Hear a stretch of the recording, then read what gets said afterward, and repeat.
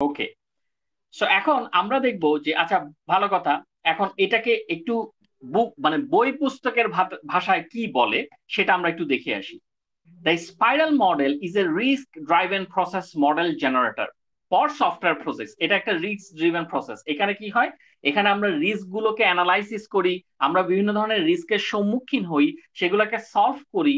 ঠিক আছে, সো এখন এই যে রিস্ক, ধরো আমি একটা প্রজেক্ট করতে গিয়ে মাঝখানে একটা রিস্ক পেলাম। So, based on the unique risk pattern of a given project, the spiral model guides a team. এখন এটার স্ট্রাকচারটা অনেকটা এরকম, ধরো আমি একটা প্রজেক্ট করছি, বিশাল প্রজেক্ট, কোন জায়গায় আমি একটা রিস্ক পেয়েছি। এখন এই রিস্কটাকে সলভ করতে হলে আমাকে কি করতে হবে, এই রিস্কটাকে সলভ করতে হলে কিছু একটা অ্যাপ্লাই করতে হবে। তো স্পাইরাল মডেল যেটা করে, সে একটা গাইডের মতো করে কাজ করে। ওই যে আমরা যখন বেড়াতে যাই তখন আমাদের সাথে একজন গাইড থাকে না, বলে না আপনি এই জায়গায় যাবেন, এই জায়গায় যাবেন, এখানে যাবেন না, ওখানে যাবেন না, এরকম বলে কি বলে না, রাইট? জি স্যার। তো এখানে স্পাইরাল মডেল এরকম গাইড হিসেবে কাজ করে। সে কি করে, আমার ধরো আমি একটা ফেজে এসে আমি একটা রিস্ক পেলাম, সে প্রথমে রিস্কটাকে অ্যানালাইসিস করে, সে আমাকে একটা মডেল সাজেস্ট করে। দেখো স্পাইরাল মডেলই আরেকটা মডেল সাজেস্ট করছে। সেই মডেলটা হতে পারে ইনক্রিমেন্টাল, সেই মডেলটা হতে পারে ওয়াটারফল, সেই মডেলটা হতে পারে ইভলিউশনারি প্রোটোটাইপিং। এটা কিন্তু স্পাইরাল মডেল সে নিজে অন্য মডেল সাজেস্ট করছে, বলছে যে আপনি এই মডেলটা ব্যবহার করেন, তাহলে এই রিস্কটা থাকবে না। কথা কি বোঝা যায় কি যায় না? Based on the unique risk. বোঝা যাচ্ছে কি যাচ্ছে না? মানে এই মডেলের স্ট্রাকচারই এমন যে সে অন্য মডেলকে সাজেস্ট করে। বোঝা যায় কি যায় না? জি স্যার। কিন্তু আচ্ছা, তাহলে অন্য মডেলকে যে সাজেস্ট করবে, কিভাবে সাজেস্ট করবে? আমাদের তো অনেকগুলো মডেল আছে, আমরা দেখে এসেছি ওয়াটারফল আছে, ভি মডেল আছে, ইনক্রিমেন্টাল আছে, ইটারেটিভ আছে। তাহলে সে কোনটাকে সাজেস্ট করবে? এটা কিভাবে স্পাইরাল বোঝে, কিভাবে বোঝে? এখানে একটা লাইন দেওয়া আছে কিন্তু, based on the unique risk pattern of a given project. যেই প্রজেক্টটা আমরা চুজ করছি, যেই প্রজেক্টটা করছি, তার রিস্কের উপর ভিত্তি করে তার রিস্কটা কেমন। তার রিস্কটা যদি ওয়াটারফল দিয়ে সলভ হয়ে যায় তাহলে সে ওয়াটারফল মডেল সাজেস্ট করবে। তার রিস্কটা যদি ইটারেটিভ দিয়ে সলভ হয়ে যায়, ইটারেটিভ কোনো অ্যাপ্রোচ দিয়ে সলভ হয়ে যায়, তাহলে সে ইটারেটিভ অ্যাপ্রোচ সাজেস্ট করবে। ক্লিয়ার কি ক্লিয়ার না? জি স্যার। ওকে, এই জায়গায় কি কোনো কনফিউশন আছে? কোনো কনফিউশন আছে? ওকে, স্যার, ফাইন। হ্যাঁ। স্যার ওই যে রিস্ক প্যাটার্নটা কি অনেকটা এরকম, লাইক যে এই যে বিগ প্রজেক্ট গুলাতে তো বিভিন্ন অনেকগুলা পোর্শন থাকে করার জন্য, তাই না? তো ওইগুলা বিভিন্ন টাস্কে ডিভাইড করা থাকে, তো ওই যে মানে পার টাস্কে যেসব রিস্ক থাকে ওই রিস্কের উপর ডিপেন্ড করে বিভিন্ন। Exactly, exactly. ধরো আমি একটা প্রজেক্ট করতে গেলে আমার পাঁচটা পাঁচটা টাস্কে আমি ভাগ করলাম। ঠিক আছে, ধরলাম পাঁচটা পাঁচটা টাস্ক আছে। এখন প্রথম টাস্ক করার পরেই দেখলাম যে রিস্ক চলে আসলো, একটা রিস্ক আসলো। এখন ওই রিস্কটাকে সলভ করতে হবে না, রাইট? প্রথম টাস্ক করার পরে দেখলাম টাকা পয়সা শর্ট, বা বাজেট শর্ট, বা ইকুইপমেন্ট শর্ট। তখন কি ওইটাকে আমি সলভ করব কিভাবে? ওইখানে আমার স্পাইরাল মডেল যেটা করে, আমাকে সাজেস্ট করে যে এইটা ওয়াটারফল দিয়ে করে ফেলতে হবে, এখন এইটা ইনক্রিমেন্টাল দিয়ে করে ফেলতে হবে, এটা ইভলিউশনারি দিয়ে করে ফেলতে হবে। এটার আমরা ভিজুয়াল রিপ্রেজেন্টেশন একটু পরেই দেখবো, বাট হালকা একটা আইডিয়া কি পাওয়া যায়? ওকে, হালকা একটা আইডিয়া পাওয়া যাচ্ছে, রাইট? আমরা এটা ছবির মাধ্যমে একটু পরে দেখবো আবার। আচ্ছা, তো এবার আমরা আসি এই ছবিতে। এখানে আমরা এখন দেখি কিভাবে কাজটা হয়। এই ছবিটাকে আমি এখান থেকে না করে আমি একটু অন্য জায়গা থেকে দেখাচ্ছি। আমি একটা রেডি করেছি। সো এটা হচ্ছে এই ছবিটা। এখানে চারটা ফেজ আমরা দেখতে পাচ্ছি। বাম পাশে হচ্ছে আইডেন্টিফিকেশন, ডান পাশে হচ্ছে ডিজাইন, বা 2 নাম্বারটা হচ্ছে ডিজাইন, 3 নাম্বারটা হচ্ছে বিল্ডিং এন্ড কনস্ট্রাক্ট, 4 নাম্বারটা হচ্ছে ইভালুয়েশন এন্ড রিস্ক অ্যানালাইসিস। তো আসলে এইখানে আমরা যদি স্পাইরাল মডেল দেখতে চাই তাহলে আমরা দুটো মডেলের অস্তিত্ব এখানে টের পাবো। দুটো মডেল, একটা কি, একটা হচ্ছে ওয়াটারফল মডেল, এবং আরেকটা হচ্ছে ইটারেটিভ মডেল। এটা এই স্পাইরালটা দেখতে অনেকটা কিসের মতো লাগে? প্রথম কথা হচ্ছে এটাকে why we call it spiral. আমরা বলি না, ওই যে আমরা যখন খাতা বাইন্ডিং করতে যাই আমরা কি বলি, আমার খাতাটায় স্পাইরাল বাইন্ডিং করে দিবেন, তাই না? স্পাইরাল কিরকম পেঁচানো পেঁচানো পেঁচানো থাকে নাকি? থাকে জি কি থাকে না? জি তো স্যার। এই জন্য এটার নাম হচ্ছে স্পাইরাল বাইন্ডিং। আর এইটার মধ্যে আমরা ওয়াটারফল এবং একটা ইটারেটিভ মডেলের মিক্সচার দেখতে পাই।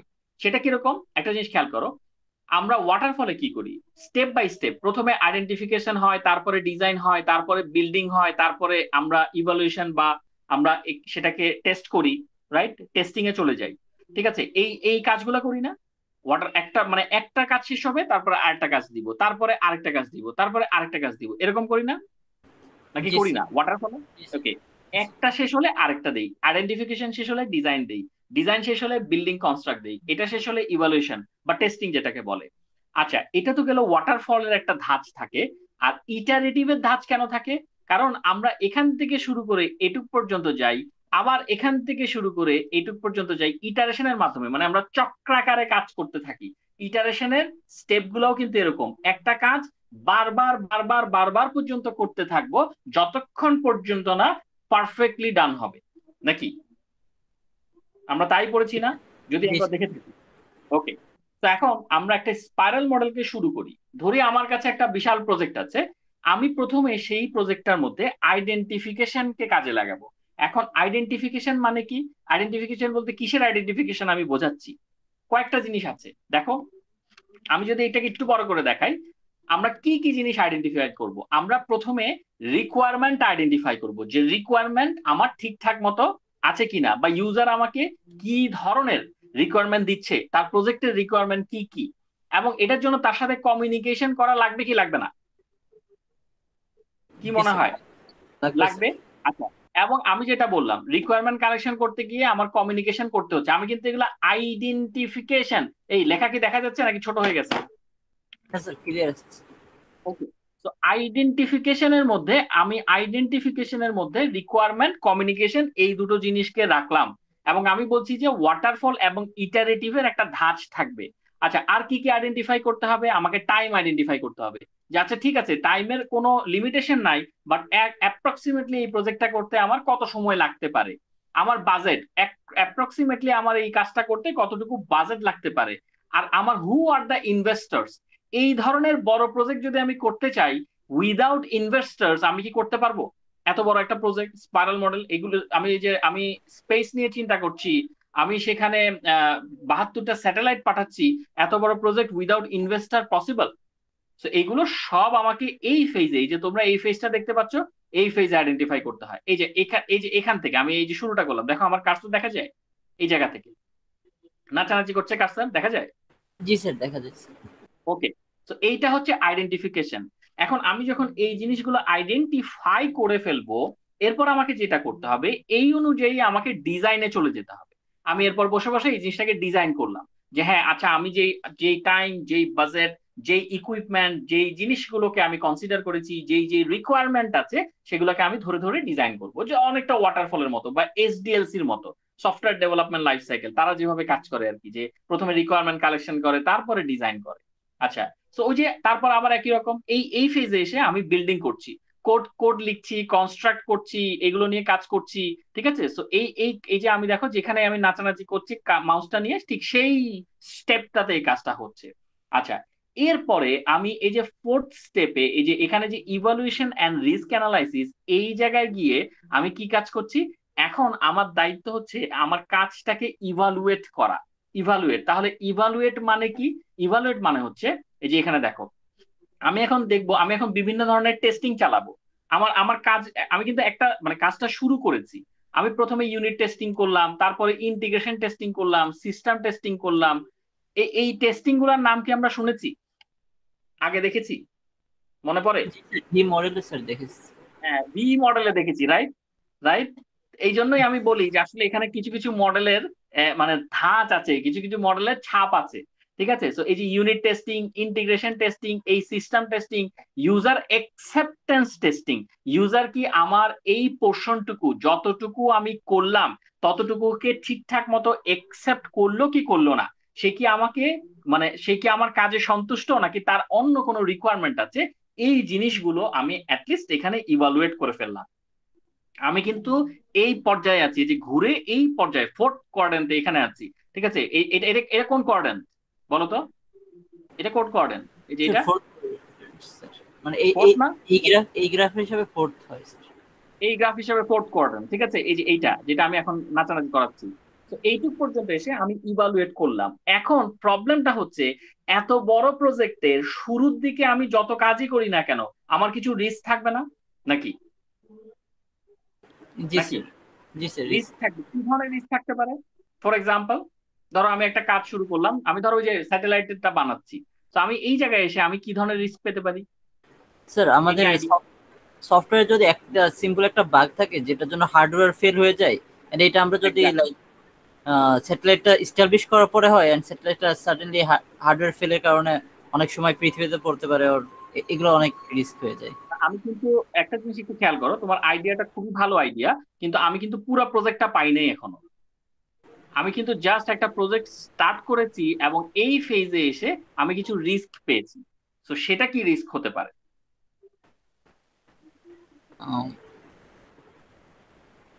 তোমার ওই বড় বড় জিনিসটাকেই ছোট করে চিন্তা করো।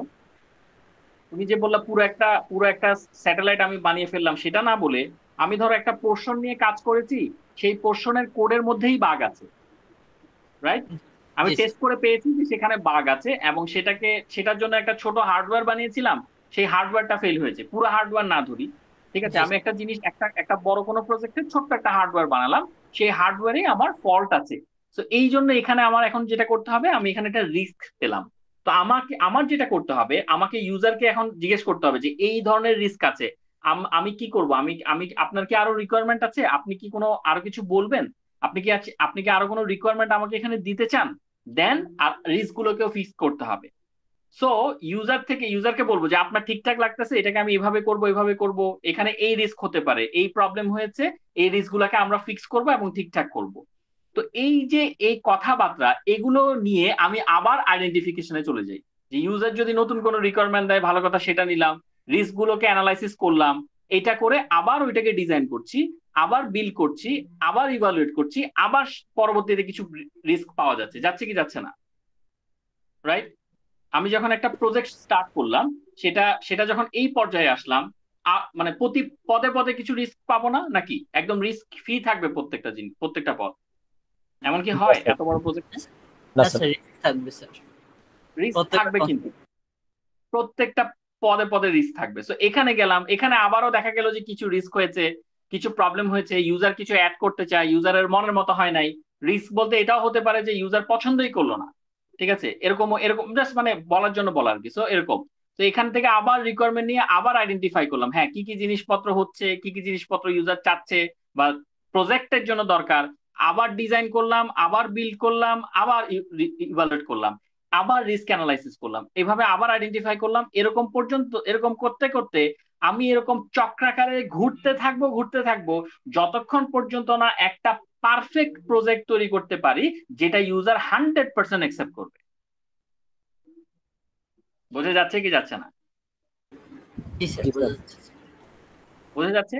এখন তোমাদের বাড়ির কাজ হচ্ছে তোমরা ফাইন্ড আউট করবা, এই যে এখানে একটা কথা লেখা ছিল না, এই জায়গায় এখানে একটা কথা লেখা ছিল না যে স্পাইরাল মডেল একটা টিমকে গাইড করে কোন মডেলটা সে ইউজ করবে, ঠিক আছে, একটা টিমকে গাইড করে ইনক্রিমেন্টাল, ওয়াটারফল নাকি ইভলিউশনারি। এখন এটা গাইড করার কথা কোন স্টেপে গাইড করবে? এইটাতে, প্রথম, দ্বিতীয়, তৃতীয় নাকি চতুর্থতে? Which one? কোন জায়গায় স্পাইরালটা গাইড করবে? রিস্কটা আসে কোন কোয়াড্রেন্টে বা কোন জায়গায়? Building okay sir, building and constructor রিস্কটা আসে। Sir evaluation and risk analysis এখানে লেখাই আছে, কিন্তু ইভ্যালুয়েশন এন্ড রিস্ক অ্যানালাইসিস, এই জায়গায় রিস্ক আসে না জি স্যার নাকি? ওকে, তো এখন তোমাদের বাড়ির কাজ হচ্ছে তোমাদেরকে ফাইন্ড আউট করতে হবে স্পাইরাল মডেল কি এইখানে মডেল সাজেস্ট করে কিনা। ফর এক্সাম্পল, এখানে যে রিস্কটা এসছে, এই রিস্কটাকে কিভাবে সলভ করতে হবে? হয় ওয়াটারফল দিয়ে সলভ করতে হবে, অথবা ইনক্রিমেন্ট। এই স্লাইডে যেটা লেখা আছে, স্লাইডে কিন্তু লেখা আছে, দেখো কি বলেছে, এই যে the spiral model guides A team two adopt elements, কি কি মডেল বলেছে? Such as incremental, waterfall, evolutionary. এখন তোমরা যেটা ফাইন্ড আউট করবা সেটা হচ্ছে এই জায়গাতেই কি সেই কাজটা করা হয় কিনা, মানে এই জায়গাতেই কি রিস্কের উপর ভিত্তি করে স্পাইরাল মডেল বিভিন্ন ধরনের মডেল, অন্য মডেল সাজেস্ট করে নাকি করে না? প্রশ্ন কি বোঝা যায়? জি স্যার। সবাই বুঝতে পেরেছো প্রশ্ন? তো এই স্টেপেই কি সেটা হয় কিনা, স্পাইরাল মডেল যে অন্য মডেল সাজেস্ট করে সেটা কি রিস্ক অ্যানালাইসিস স্টেপেই হয় কিনা, এবং যদি হয় তাহলে সে এখানেই এই ওয়াটারফল অথবা ইনক্রিমেন্টাল অথবা ইভলিউশনারি এই ধরনের মডেল সাজেস্ট করে কি না করে না। ওকে, প্রশ্ন বোঝা গেল? Okay fine. এইটুক পর্যন্ত কারো কোনো কনফিউশন? No sir. আচ্ছা, এবার তোমাদেরকে আমি লাইভ একটা প্রশ্ন করি, যদি কনফিউশন না থাকে। ইটারেশনের সাথে তাহলে স্পাইরালের পার্থক্য কোথায়? ইটারেশনেও তো যতক্ষণ পর্যন্ত একটা প্রজেক্ট পলিশড না হয় আমরা করতেই থাকি করতেই থাকি করতেই থাকি, তাহলে স্পাইরালের সাথে ওর পার্থক্য কোথায়? স্যার একটা মেজর একটা পার্থক্য আছে স্যার, সেটা হলো ইটারেটিভে আমরা সেম টেক মানে একই ওয়েতে সবসময় করতে থাকবো, আমাদের ওয়েট মেথডটা চেঞ্জ করতে পারবো না, বাট স্পাইরালে ওই ফ্লেক্সিবিলিটিটা থাকবে। এন্ড কিরকম ফ্লেক্সিবিলিটি? কিরকম? স্যার মানে আমরা একবার ইটারেটিভে যেতে পারতেছি, একবার ইটারেশনে যেতে স্যার মানে ইনক্রিমেন্টালে যেতে পারতেছি, দেন ওয়াটারফলে যেতে পারতেছি, যেটা বেস্ট স্যুট করে যে টাইমে। এমনকি এমনকি মানে তুমি বলতে চাচ্ছ আমি প্রথমবার যখন এই চক্রাকারে ঘুরলাম সেটা আমার ইটারেশন, তারপরের বার যখন আবার চক্রাকারে ঘুরলাম সেটা আমার ইনক্রিমেন্ট, এরকম? স্যার মানে রিস্ক অ্যানালিসিস করে এটা প্রত্যেকবার বলবে না যে কোনটা করলে বেটার হয়? এই জিনিসটা হচ্ছে তোমাদের বাড়ির কাজ, তোমরা কি বুঝতে পারছো কি পারছো না? এইটাই মেইন কনসেপ্ট। কি কনসেপ্ট বের করবা? What is the difference between iterative model and spiral model, তাইলে তোমাদের একদম বেসিক ক্লিয়ার হয়ে যাবে। কথা কি বুঝতে পারছো? জি sir. What is the difference between iterative model and spiral model, বুঝে যায়? জি স্যার। এটা জাস্ট রেডি করে আমাকে ইমেল করে দিলেই হবে, এটা তোমাদের বাড়ির কাজ থাকলো। এই কনসেপ্টটা অনেকেরই ঘোলা ঘোলা থাকে, মানে অনেকেই কিন্তু চিন্তা করতে পারে না এই কনসেপ্টটা যে কোথায় অ্যাকচুয়াল পার্থক্য। একটা মেইন পার্থক্য হচ্ছে রিস্ক, এটা হচ্ছে পার্থক্য করে দেয়। ইটারেশনে আমরা কোনো রিস্কের ব্যাপার স্যাপার পড়ি নাই, স্পাইরাল এসে আমরা রিস্ক দেখছি, কিন্তু আর কি পার্থক্য থাকতে পারে, মানে this time you have to find it out.